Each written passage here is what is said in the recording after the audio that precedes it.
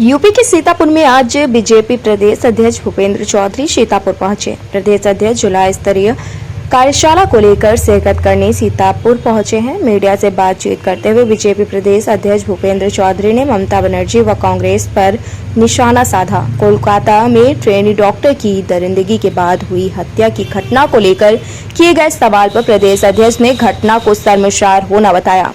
प्रदेश अध्यक्ष भूपेंद्र चौधरी ने दोषियों के खिलाफ कार्रवाई करने के बजाय ममता बनर्जी को प्रदर्शनकारियों के साथ खड़े होने के सवाल पर निशाना साधा और कहा, महिला सुरक्षा को लेकर जो बर्ताव है वह दुखद है। समाज को ऐसी घटना को लेकर संगठित होकर खड़ा होना चाहिए। हिंडनबर्ग की रिपोर्ट को लेकर अडानी के खिलाफ कांग्रेस द्वारा किए जा रहे प्रदर्शन को लेकर सवाल पर प्रदेश अध्यक्ष भूपेंद्र चौधरी ने कांग्रेस को भी आधे हाथों लिया और उन्होंने कहा कि कांग्रेस के चरित्र को सभी लोग जानते हैं, क्योंकि कांग्रेस ने ही संवैधानिक संस्थाओं पर प्रश्न चिन्ह खड़े करने का कलर खड़ा किया है। 69,000 शिक्षक भर्ती को लेकर कोर्ट के आए फैसले के बाद प्रदेश अध्यक्ष ने कहा कि किसी भी शिक्षक के भविष्य के साथ खिलवाड़ नहीं किया जाएगा। विधानसभा उपचुनाव व 2027 में होने वाले विधानसभा चुनाव होते हुए रस की एंट्री होने के सवाल पर प्रदेश अध्यक्ष ने कहा कि भारतीय जनता पार्टी उत्तर प्रदेश के 10 विधानसभा उपचुनाव हम लोगों ने संगठन की दृष्टि से जो नीचे से जो संगठन का स्ट्रक्चर है पूरा कर रहे हैं और अभी हमारा सदस्यता अभियान है। पुरानी सदस्यता शून्य हो गई है। उन विधानसभाओं को भी हम सदस्यता की दृष्टि से समाज के सभी वर्ग पर फोकस करेंगे। कार्यकर्ताओं के आधार पर चुनाव में जाएंगे। लोक भारती डिजिटल से अनिल मिश्रा की खास रिपोर्ट। इसमें जांच कर रही है और मुझे विश्वास है कि सीबीआई की जांच में जो भी दोषी हैं उन दोषियों के खिलाफ कठोरतम कार्रवाई होगी, क्योंकि हम सब के लिए एक बहुत दुखद विषय है इस प्रकार की घटनाएं होना और समाज को संगठित होकर इस प्रकार के कृत्य करने वालों के खिलाफ हमें खड़ा होना पड़ेगा।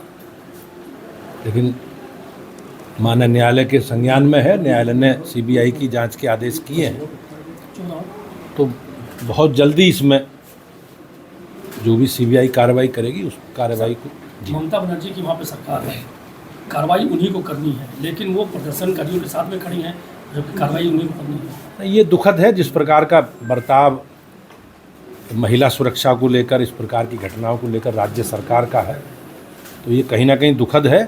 लेकिन मुझे विश्वास है कि संवैधानिक संस्थाएं और माननीय न्यायालय के अधीन विषय है, तो जो भी विधि सम्मत इसमें कठोर कार्रवाई है, कठोर कार्रवाई होगी। 69,000 जो शिक्षक है उनको बहुत बड़ा झटका लगा सरकार को बीच में, इसको कैसे देख रहे हैं? क्या सरकार ने, विभाग ने इस विषय की समीक्षा की है और मुझे विश्वास है कि जो भी लोग इसमें हैं किसी के खिलाफ कोई ऐसी कार्रवाई नहीं होगी और किसी युवा के भविष्य के साथ कोई खिलवाड़ नहीं होगा। हिंडनबर्ग और अडानी में आज उसके मामले में कांग्रेस प्रदर्शन करने जा रही है। अब कांग्रेस का जो चरित्र है उस चरित्र को हम सब लोग जानते हैं।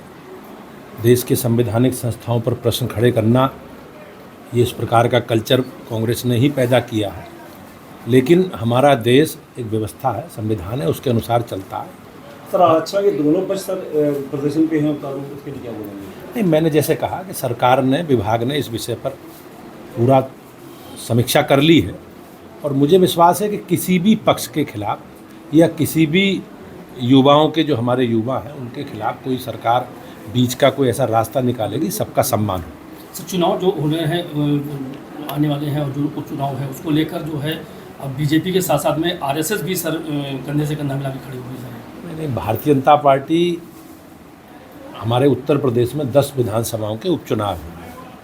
हम लोगों ने संगठन की दृष्टि से, पार्टी की दृष्टि से, हम लोग अपना नीचे संगठन का जो स्ट्रक्चर है हमारा, वो हम सब लोग पूरा कर रहे हैं और अभी हमारा सदस्यता अभियान है। भारतीय जनता पार्टी का हमारा सदस्यता अभियान है। पुरानी सदस्यता शून्य हो गई है, तो उन विधानसभाओं को भी हम सदस्यता की दृष्टि से उन सभी समाज के वर्गों को और क्षेत्र को फोकस करेंगे और पूरी ताकत के साथ अपने कार्यकर्ताओं के आधार पर हम लोग चुनाव में जाएंगे। जैसे भी आचार संहिता लगेगी, हम लोग अपने प्रत्याशी चयन की प्रक्रिया पूरी करके प्रत्याशी घोषित करके चुनाव मैदान में जाएंगे। सीटें कितनी लाएंगे उस चुनाव में? अब 10 सीटों पर चुनाव है, तो हम लोग पूरी तैयारी के साथ जाएंगे। मुझे विश्वास है कि उत्तर प्रदेश की जनता का आशीर्वाद हमें मिलेगा। Thank you